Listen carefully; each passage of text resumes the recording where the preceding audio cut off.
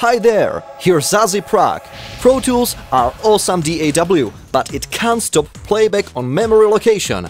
I work in theater and I really need this feature. In this video, we make it possible.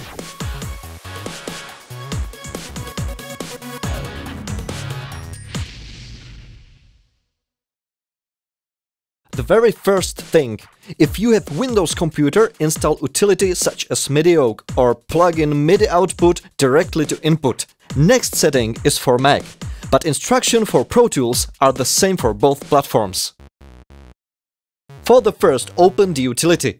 There you can find audio and MIDI setup. In MIDI window, just open the IAC driver and make it online. Then make two new buses.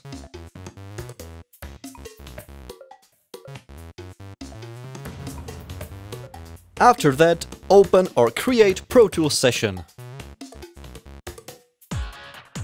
Make new MIDI track and route it to IAC driver, physical MIDI output you have connected, or MIDI utility on Windows-based computers.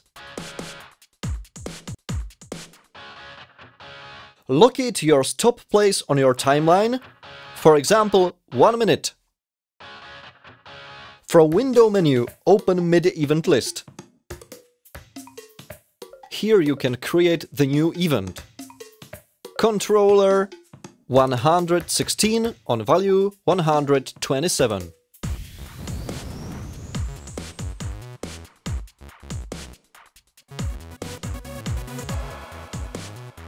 It seems everything works, but not so hurry. There's need to define MIDI controller. So visit your peripherals in Setup menu. On the MIDI card choose M-Audio keyboard. In Receive From choose the same input which you've routed from your MIDI track and Send to Hell.